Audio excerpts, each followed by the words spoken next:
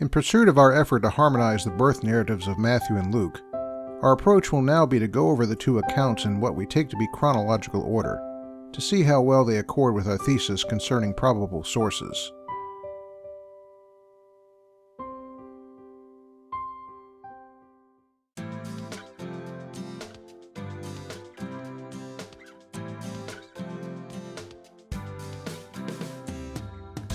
Chronology begins with Luke chapter 1, verses 5 through 25, which tells of how John the Baptist's father was visited by an angel.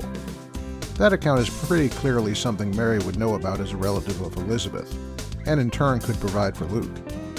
But it's not something the traveling Magi would ever know about, unless Mary and Joseph told them. And I think everyone was too busy at the time to be swapping old stories. Other than that, there's nothing anyone would say would conflict or contradict with Matthew's account. The same could also be said of the account later in Luke 1, which tells of how Mary met Elizabeth.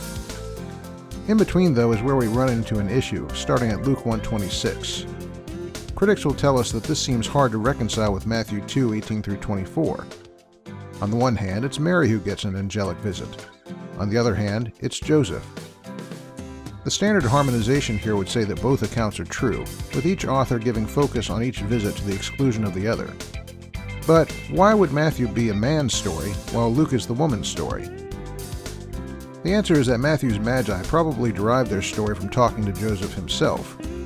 Would they have been aware of Mary's angelic visitation? Possibly, in fact probably, because Joseph could have shared it with them.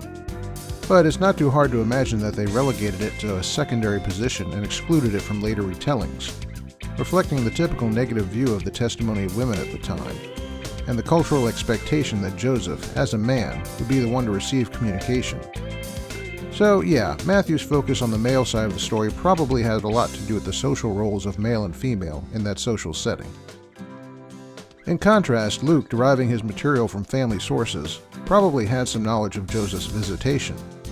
But it's commonly recognized that Luke has a special focus on women.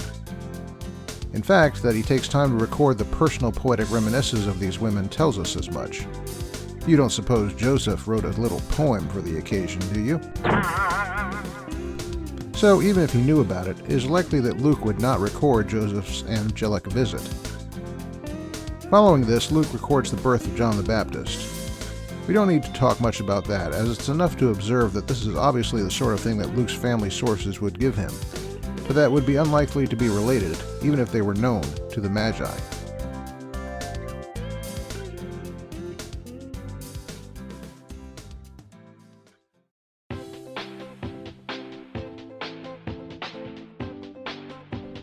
At some future date, you can expect we'll have a look at historical issues regarding Luke's census. For now, let's just ask why Matthew doesn't give it any notice. The answer is pretty simple. Apart from the fact that it was 2 years after Luke's census when Matthew's events occurred, anything the Romans did like a census would have no meaning for the Magi, since they lived outside the bounds of the Roman Empire. At the time of Matthew's account, Mary and Joseph were back in Bethlehem for some other reason. Like what? Well, if they were typical devout Jews of the day, it would have been for the purpose of attending any number of Jewish festivals on the calendar. That leaves the story of the shepherds, the other half of the standard nativity. Is this the kind of thing the Magi would learn about? Probably not. Though it could have been related to them by Mary and Joseph, this is again the type of story swapping that's not likely to be done when you have a nut like King Herod breathing down your neck. The Magi were, after all, foreigners from a place that was an enemy of Rome, and we can imagine easily that their visit looking for a new king at Herod's palace, which would be the natural first place to look, wouldn't have been looked upon happily either by Herod or by the Romans. And one other thing, a disdain for shepherds that was typical of this period would have made their story unappealing to the educated Magi. We'll close this time with that one, and pick up with more of the story next time.